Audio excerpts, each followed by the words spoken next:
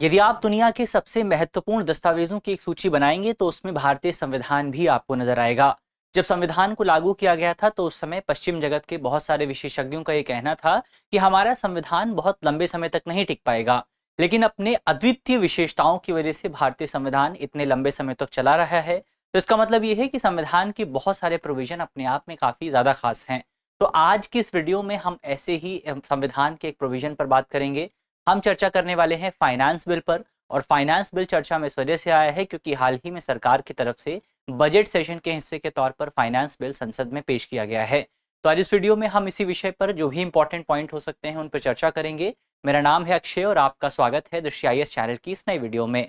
तो इसी नोट के साथ करते हैं वीडियो की शुरुआत और सबसे पहले एक बार देख लेते हैं वीडियो की रूपरेखा क्या रहने वाली है, यानी कि वीडियो में हम कौन कौन से इंपॉर्टेंट टॉपिक्स को डिस्कस करेंगे। तो वीडियो में सबसे पहले बात करेंगे हम वित्त विधेयक क्या होता है। उससे पहले हम खबर पर डिस्कशन करेंगे, लेकिन खबर हम लगभग देख चुके हैं।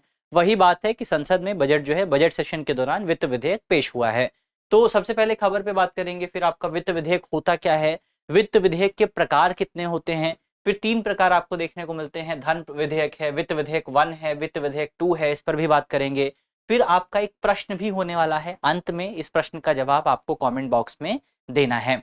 इसके अलावा ये जो पूरा आपका विषय है जीएस पेपर 2 से जुड़ा हुआ है और आप इसे राज्य व्यवस्था यानी कि पॉलिटी के सेगमेंट से जोड़ करके देख सकते हैं। तो ये ओवरऑल हमारी वीडियो की रूपरेखा हो जाती है। बढ़ते हैं आगे, लेकिन आगे बढ़ने से पहले सबसे पहले खबर देख लेते हैं। खबर हमारी यही है कि भारतीय संसद में बजट सत्र जो है वो जारी है। सबसे लंबा सत्र होता है बजट सत्र, सबसे पहला सत्र भी होता है साल का। तो बजट सत्र जारी है और इस बजट सत्र के दौरान कुछ अंतिम चरण जो हैं वो अभी शेष रह जाते हैं। और इसमें से एक चरण ये भी है कि सरकार यहाँ पर अपना जो फाइनेंस बिल है उस पर मतदान होगा, ग्रांट पर जो डिमांड है उस पर मतदान होगा, अप्रोप्रिएशन बिल पास होगा। तो ये कुछ तमाम जो चरण हैं वो आपके रह जाते हैं। इसी के हिस्से के तौर पर सरकार द्वारा वित्त विधेयक पेश किया गया है और वित्त विधेयक को लेकर के विपक्ष द्वारा सरकार की काफी ज्यादा आलोचना की जा रही है। विपक्ष का कहना है कि सरकार ने वित्त विधेयक में ऐसा कोई भी प्रोविजन शामिल नहीं किया जो हमारी इकोनॉमी की जो स्ट्रक्चरल प्रॉब्लम्स हैं उन प्रॉब्लम्स को एड्रेस करने में सफल साबित हो सके। तो केवल और केवल ऊपरी बातें वित्त विधेयक में शामिल हैं, कोई ऐसा प्रोविजन शामिल नहीं है जो हमारी इकोनॉमी की जो बुनियाद है उसको मजबूत कर सके। तो विपक्ष इस बिल की आलोचना कर रहा है। ये खबर हमारे सामने निकल करके आई है। अब खबर पर और डिस्कशन करने से पहले, वित्त विधेयक क्या होता है उस पर बात करने से पहले एक इंपॉर्टेंट सूचना है आपके लिए। सूचना ये है कि आपको याद होगा हम होली के अवसर पर आपके लिए एक डिस्काउंट लेकर के आए थे।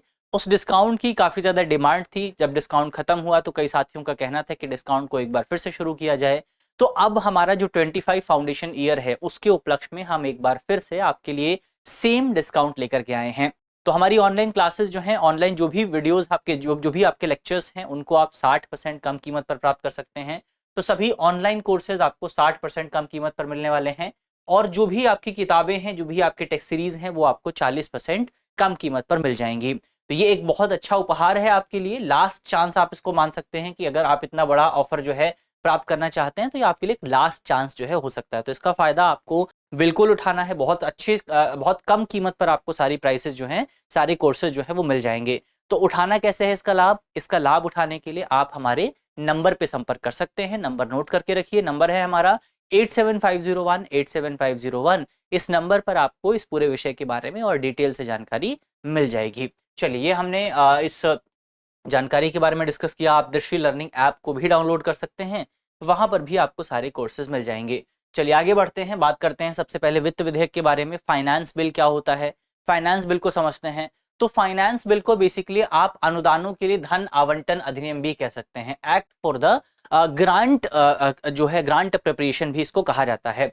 तो सामान्य बिल है, सरकार के जो खर्चे होते हैं, सरकार का जो राजकोषीय मामले हैं उनसे संबंधित विधेयक इसको कहा जाता है। तो ये विधेयक जो है राजकोषीय मामलों, जैसे सरकार का जो व्यय है, सरकार का जो राजस्व है, उससे संबंधित होता है। इसमें सरकार द्वारा खर्च की जाने वाली राशि और उसके उपयोग का विवरण आपको देखने को मिलता है।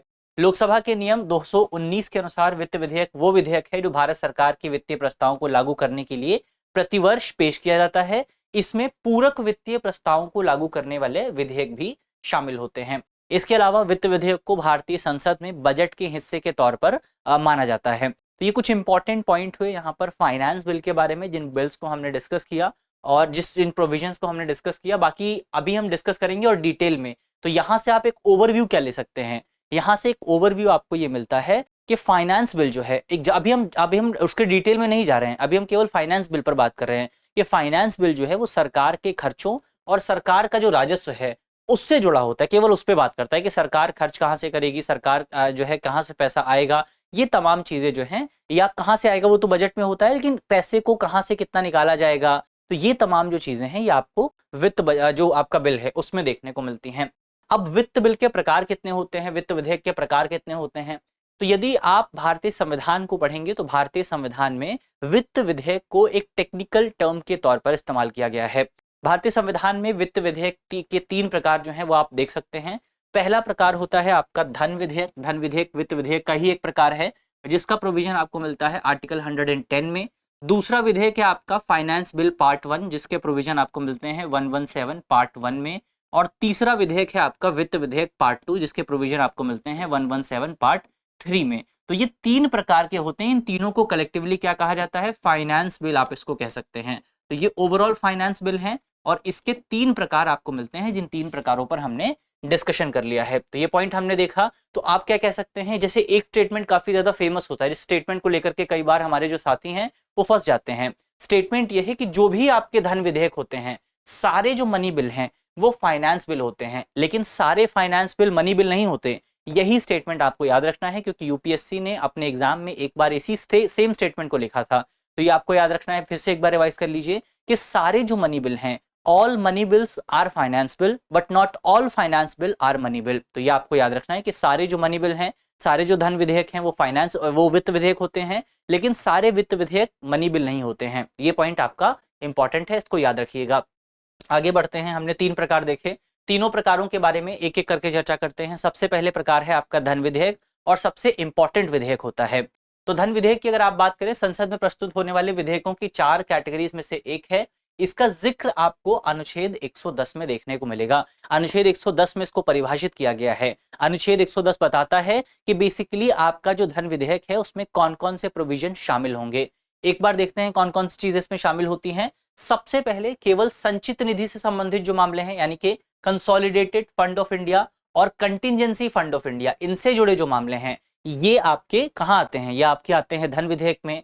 फिर अगर सरकार कोई कराधान का मामला लेकर के आती है, सरकार कोई टैक्स लगाती है, तो टैक्स से जुड़े जो मामले हैं वो भी आपके धन विधेयक के अंतर्गत आते हैं। और तीसरा, सरकार की जो बोरोविंग्स होती है, सरकार जो ऋण लेती है, उससे संबंधित जो मामले हैं वो मामले भी आपका धन विधेयक में आते हैं। तो अगर आपसे कोई पूछता है कि धन विधेयक में क्या क्या चीजें आती हैं, तो 3 चीजें आपको याद रखनी है। सबसे पहला है यहाँ पर आपका कंसोलिडेटेड फंड ऑफ इंडिया और कंटिजेंसी फंड ऑफ इंडिया, इन दोनों से जुड़े जो मामले हैं वो भी कहाँ आते हैं, आपका मनी बिल में आते हैं। तो कंटिजेंसी फंड और आपका कंसोलिडेटेड फंड।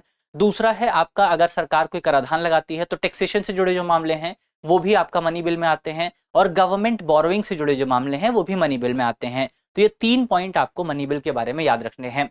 इसके अलावा धन विधेयक से संबंधित स्पेशल प्रोसीजर की अगर आप बात करें, तो धन विधेयक के बारे में सबसे खास बात यह है कि इसको केवल और केवल लोकसभा में ही पेश किया जा सकता है। और लोकसभा में भी किसके प्रमाणन के बाद, लोकसभा में भी केवल तब पेश किया जा सकता है जब इसको सर्टिफाई किया जाता है। कौन सर्टिफाई करता है, इसको सर्टिफाई करने का जो अधिकार है वो लोकसभा के स्पीकर के पास होता है। यानी कि लोकसभा के स्पीकर सर्टिफाई करते हैं कि कोई बिल आपका मनी बिल है या नहीं है। और अगर लोकसभा के स्पीकर किसी बिल को मनी बिल के तौर पर सर्टिफाई कर देते हैं तो उसको आप किसी कोर्ट में चुनौती नहीं दे सकते हैं। ये पॉइंट आपको याद रखना है कि ये न्यायिक समीक्षा के अधीन नहीं होता है, इसकी न्यायिक समीक्षा नहीं की जा सकती है।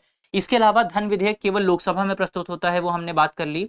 इसके साथ साथ धन विधेयक जो है ये एक सरकारी विधेयक है, गवर्नमेंट बिल है। और गवर्नमेंट बिल होने का क्या मतलब है, गवर्नमेंट बिल होने का मतलब यह है कि इसको केवल एक मिनिस्टर ही पेश कर सकते हैं, कोई प्राइवेट मेंबर इस बिल को पेश नहीं कर सकता। केवल और केवल कौन करता है, केवल मिनिस्टर जो है वो इस बिल को पेश कर सकते हैं। तो धन विधेयक से जुड़े प्रोविजन है। स्पेशल प्रक्रिया की बात करें, स्पेशल प्रोसीजर जो है वो भारतीय संविधान के आर्टिकल 109 में दिया गया है। अब ये चीज आपको याद रखनी है, 2024 में यूपीएससी ने इससे सवाल पूछा था कि भारतीय संविधान में धन विधेयक जो है उससे जुड़े स्पेशल प्रोविजन कहां पर हैं। याद रखिएगा, स्पेशल प्रोविजन की बात की गई थी। अधिकांश साथियों ने आर्टिकल 110 को टिक किया था। क्यों, क्योंकि आर्टिकल 110 सभी याद करते हैं, लेकिन आर्टिकल 110 जो है वो धन विधेयक को लेकर के स्पेशल प्रोविजन की बात नहीं करता है, बल्कि आर्टिकल 110 केवल और केवल धन विधेयक को परिभाषित करता है। स्पेशल प्रोविजन जो है धन विधेयक से जुड़े हुए वो आर्टिकल 109 में मौजूद हैं। तो 109 क्या कहता है, 109 विशेष प्रक्रिया की बात करता है। क्या कहता है विशेष प्रक्रिया के अंतर्गत? ये कहता है लोकसभा में पारित होने के उपरांत इसको राज्यसभा के पास भेजा जाएगा। लेकिन अब राज्यसभा के पास जब भेजा जाता है तो यहाँ पर जब आप लोकसभा और राज्यसभा की शक्तियों को कंपेयर करते हैं तो कुछ मामले ऐसे हैं जहां पर लोकसभा को ज्यादा शक्ति प्राप्त होती है, और ये उनमें से एक मामला है।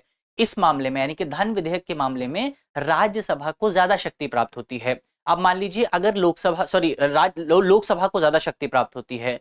अब मान लीजिए कि अगर कोई विधेयक जो है, कोई धन विधेयक है, उसको लोकसभा पारित कर देती है, फिर वो राज्यसभा के पास जाता है। अब राज्यसभा के पास केवल और केवल एक ऑप्शन है। राज्यसभा क्या कर सकती है? राज्यसभा बेसिकली इसको अस्वीकृत नहीं कर सकती, इसको स्वीकार करने से इनकार नहीं कर सकती है, इसमें संशोधन नहीं कर सकती है। राज्यसभा इसमें कोई बदलाव नहीं कर सकती है। धन विधेयक में राज्यसभा को अस्वीकृत करने की शक्ति नहीं होती है, राज्यसभा को उसमें अमेंड करने की शक्ति नहीं होती है। तो राज्यसभा को क्या शक्ति है? राज्यसभा को 14 दिनों के भीतर, ये याद रखना है आपको, अनिवार्य तौर पर राज्यसभा को 14 दिनों के भीतर जो धन विधेयक है उसको वापस राज्यसभा में भेजना पड़ेगा। और वो चाहे तो अपने रिकमेंडेशन के साथ भेज सकते हैं। जो राज्यसभा है वो केवल सिफारिश के साथ, अपनी रिकमेंडेशन के साथ जो है वो धन विधेयक को वापस भेज सकते हैं। और ये लोकसभा पर निर्भर करता है कि वो राज्यसभा की सिफारिश को मानना चाहते हैं या नहीं मानना चाहते। और इसके अलावा अगर राज्यसभा 14 दिनों के भीतर इस विधेयक को पारित नहीं करती है तो ऑटोमेटिकली ये मान लिया जाता है कि विधेयक पारित हो गया है, फिर राज्यसभा के पास कोई अधिकार नहीं रहता। तो 14 दिनों के भीतर इस पर काम करना अनिवार्य है। तो स्पेशल प्रोविजन की हमने बात कर ली है। कुछ स्पेशल बातें जो है वो आपका जो मनी बिल है उससे जुड़ी हुई है। एक बार फिर से उसको रिवाइज कर लेते हैं। सबसे पहला क्या है? एक तो जो चीज यहाँ नहीं लिखी हुई है वो भी आप याद रख लीजिए, वो ये है कि जो आपका मनी बिल है वो केवल और केवल प्रेसिडेंट की रिकमेंडेशन पर भेजा जाता है। प्रेसिडेंट की रिकमेंडेशन के बाद ही पेश किया जा सकता है। एक तो ये स्पेशल प्रोविजन है। केवल लोकसभा में पेश किया जा सकता है, ये स्पेशल प्रोविजन है। इसके साथ साथ अगर आप देखें तो राज्यसभा में जब ये विधेयक, इस एक सरकारी जो आपका विधेयक है, सरकारी विधेयक होता है, तो केवल एक मंत्री पेश कर सकता है। जब ये विधेयक लोकसभा से पारित होने के बाद राज्यसभा के पास जाता है तो उनके पास केवल 14 दिन होते हैं। 14 दिनों के अंतर्गत भी वो केवल उस बिल पर जो है विचार कर सकते हैं, उस पर केवल अपनी सिफारिशें दे सकते हैं, उसको अस्वीकार नहीं कर सकते और उस पर अमेंड नहीं कर सकते। तो ये प्रोविजन जो है वो आपको याद रखने हैं। किसके बारे में? धन विधेयक के बारे में। इसके बाद ये विधेयक जो है जब इसके बाद जब दोनों से पारित हो जाता है तो ये विधेयक जो है प्रेसिडेंट के पास जाता है और प्रेसिडेंट के लिए अनिवार्य होता है कि वो इस पर अपनी जो मंजूरी है वो प्रदान करें, अपना जो असेंट है वो प्रदान करें। अब इसके अलावा प्रेसिडेंट जो है वो अधिकांशतः मंजूरी दे देते हैं, क्योंकि हमने क्या देखा था? हमने पहले ये देखा था कि जो आपका धन विधेयक है वो केवल और केवल प्रेसिडेंट की मंजूरी के बाद ही पेश होता है। तो प्रेसिडेंट जो है जब उनके पास जाता है पारित होने के बाद तो वो अपनी मंजूरी दे देते हैं। आज तक ऐसा नहीं हुआ है कि प्रेसिडेंट ने अपनी मंजूरी देने से इनकार किया हो, लेकिन उनके लिए अनिवार्य होता है। ये पॉइंट आपको याद रखना है। चलिए आगे बढ़ा जाए। अब हमने एक जो पहला प्रकार था उसको डिस्कस कर लिया है। अब दूसरे प्रकार पर आते हैं। दूसरा आपका प्रकार है वित्त विधेयक पार्ट 1। वित्त विधेयक पार्ट 1 का जिक्र जो है वो आपको भारतीय संविधान के अनुच्छेद 117 सब क्लॉज अनुच्छेद 117 क्लॉज 1 में देखने को मिलता है। इसमें क्या क्या शामिल होता है? इसमें आपका एक तो आर्टिकल 110 यानी कि जो आपके धन विधेयक के प्रोविजन है उससे जुड़े प्रावधान शामिल हो सकते हैं, और इसके साथ साथ अन्य विधायी प्रावधान जो हैं जो धन विधेयक का हिस्सा नहीं है वो भी इसमें शामिल किए जा सकते हैं। अब ये जो आपका वित्त विधेयक पार्ट 1 है 117(1) में आपको देखने को मिलता है। इसकी विशेष बात क्या है? इसकी विशेष बात यह है कि ये कुछ मामलों में धन विधेयक जैसा होता है, कुछ मामलों में ऑर्डिनरी विधेयक जैसा होता है। जैसे कौन कौन से मामले में धन विधेयक है? तो दो मामलों में इसको धन विधेयक माना जाता है। एक तो सिचुएशन ये है कि जो आपका फाइनेंस बिल 1 है वो केवल और केवल राष्ट्रपति की जो सहमति है, राष्ट्रपति की जो अनुमति है उसके बाद ही पेश किया जा सकता है, और दूसरा केवल और केवल आपका लोकसभा में पेश हो सकता है। ये दो शर्तें किसके साथ लागू होती हैं? वित्त विधेयक 1 के साथ लागू होती हैं। बाकी दूसरी जो प्रक्रिया है उस मामले में आपका ये पूरी तरीके से ऑर्डिनरी बिल होता है। जैसे अब यहां से मान लीजिए लोकसभा में पेश कर दिया गया, लोकसभा में पेश करने के बाद इसको राज्यसभा में भेजा जाएगा। अब राज्यसभा की अगर आप बात करते हैं तो धन विधेयक के मामले में राज्यसभा को ज्यादा शक्ति नहीं होती है, लेकिन जब आप वित्त विधेयक 1 की बात करते हैं तो यहां पर राज्यसभा को सामान्य शक्तियां प्राप्त होती हैं। राज्यसभा इसको अस्वीकार कर सकती है, राज्यसभा इसको अमेंड कर सकती है और राज्यसभा इसको वापस भेज सकती है। तो ये शक्तियां वित्त विधेयक के मामले में वित्त विधेयक 1 के मामले में राज्यसभा को प्राप्त होती हैं। फिर अगर ये राष्ट्रपति के पास भेजा जाता है तो राष्ट्रपति इस पर अपनी मंजूरी दे सकते हैं, मंजूरी को रोक सकते हैं, वापस इसको भेज सकते हैं। तो राष्ट्रपति को भी पर्याप्त शक्तियां इस मामले में प्राप्त होती हैं। तो ये हमने देखा आपका वित्त विधेयक 1 को। अब वित्त विधेयक 2 की बात करते हैं। वित्त विधेयक 2 का जिक्र जो है वो आपको संविधान के अनुच्छेद 117 क्लॉज 3 में देखने को मिलेगा। इसमें क्या क्या शामिल होता है? इसमें बेसिकली आप अनुच्छेद 110 में उल्लिखित कोई प्रावधान जो है वो इसमें शामिल नहीं होता है। तो कोई भी ऐसा प्रोविजन जो 110 में उल्लिखित है वो आप वित्त विधेयक जो 2 है उसमें शामिल नहीं कर सकते हैं। इसके अलावा भारतीय संचित निधि से व्यय से संबंधित जो प्रावधान है, अब जब आप कंसोलिडेटेड फंड ऑफ इंडिया को पढ़ते हैं तो 2 तरह के आपके जो खर्चे हैं वो वहां से निकाले जाते हैं। एक होता है आपका charge on consolidated fund of India, एक होता है आपका charge from consolidated fund of India. तो क्या है? Charged on consolidated fund of India, charged from consolidated fund of India. अब इसमें से अगर आप देखें तो ये पहला वाला जो है चार्ज्ड ऑन और charge upon consolidated fund of India, ये नॉन वोटेबल होता है। नॉन वोटेबल का मतलब क्या है कि इस पर वोट नहीं किया जा सकता, इस पर जो है जो अभी आपकी संसद है वो वोट नहीं कर सकती है। और जो आपका charge from consolidated fund of India होता है ये वोटेबल होता है, यानी कि इस पर जो है संसद वोट कर सकती है। अब ये जो है ये आपका किस में आता है? ये जो ऊपर वाला है charge on consolidated fund of India, ये मनी बिल में आता है। दूसरा वाला जो है charge from consolidated fund of India, ये आता है आपका फाइनेंस बिल पार्ट 2 में। तो ये पॉइंट आपको याद रखना है। दोनों में डिफरेंस भी हमने देख लिया। कई बार ये डिफरेंस जो है बहुत टेक्निकल डिफरेंस है तो इसको लेकर भी सवाल आ सकता है। तो charge on consolidated fund of India और charge from consolidated fund of India दोनों को आपको याद रखना है। तो charge from consolidated fund of India इसमें शामिल होता है। इसकी शक्तियों की बात करें, वित्त विधेयक की शक्तियों की विशेष प्रक्रिया क्या होती है? तो इसे संसद के किसी भी सदन में पेश किया जा सकता है। जैसे अगर आप ये किसके विपरीत है? ये विपरीत है आपका धन विधेयक के और वित्त विधेयक पार्ट 1 के, क्योंकि धन विधेयक और वित्त विधेयक पार्ट 1 जो है या पहला जो है वो केवल और केवल लोकसभा में पेश हो सकता है, लेकिन वित्त विधेयक पार्ट 2 जो है ये लोकसभा और राज्यसभा दोनों में पेश किया जा सकता है। किसी भी सदन के पारित होने से पहले राष्ट्रपति की संस्तुति की आवश्यकता होती है। अब एक पॉइंट आपको याद रखना है जो इसके बारे में सबसे विशेष है, इसको केवल और केवल तब पेश किया जा सकता है जब राष्ट्रपति जो है इसको कंसिडर करने के लिए अपनी अनुमति देते हैं। तो राष्ट्रपति की संस्तुति की अनुमति जो है वो यहां पर चाहिए होती है। इसके अलावा अन्य सभी सिचुएशंस में सामान्य प्रक्रिया को ही फॉलो किया जा सकता है। राज्यसभा इसमें संशोधन कर सकती है, राज्यसभा इसे अस्वीकार कर सकती है। फिर यदि गतिरोध पैदा होता है तो ऐसे मामले में राष्ट्रपति दोनों सदनों की संयुक्त बैठक भी बुला सकते हैं, ज्वाइंट सिटिंग बुला सकते हैं।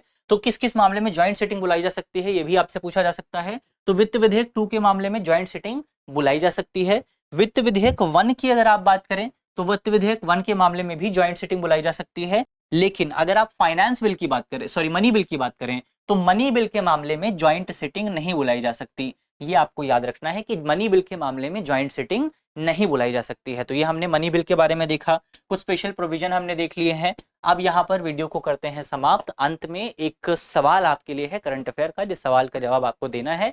सवाल में आपसे पूछा गया है कि धन विधेयक निम्नलिखित में से किसकी अनुमति से पेश किया जाता है? हमारे ऑप्शन है, ऑप्शन ए राष्ट्रपति, ऑप्शन बी प्रधानमंत्री, ऑप्शन सी वित्त मंत्री, ऑप्शन डी आरबीआई गवर्नर। तो इसका सही जवाब क्या होगा वो आपको जल्दी से कमेंट बॉक्स में बताना है। मुझे उम्मीद है कि इस वीडियो में हमने जितने भी इंपॉर्टेंट टॉपिक डिस्कस किए हैं वो टॉपिक आपको समझ में आए होंगे। और यदि आपको वीडियो अच्छी लगी है तो वीडियो को लाइक कीजिएगा, वीडियो को शेयर कीजिएगा, वीडियो को अपने दोस्तों के बारे में बताइए, दोस्तों को अपने इस वीडियो के बारे में बताइएगा।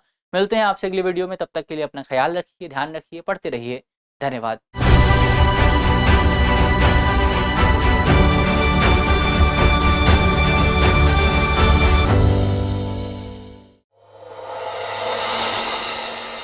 डियर व्यूअर्स, अपने एग्जाम की तैयारी को और बेहतर करने के लिए हमारे चैनल को लाइक, शेयर और सब्सक्राइब करना न भूलें।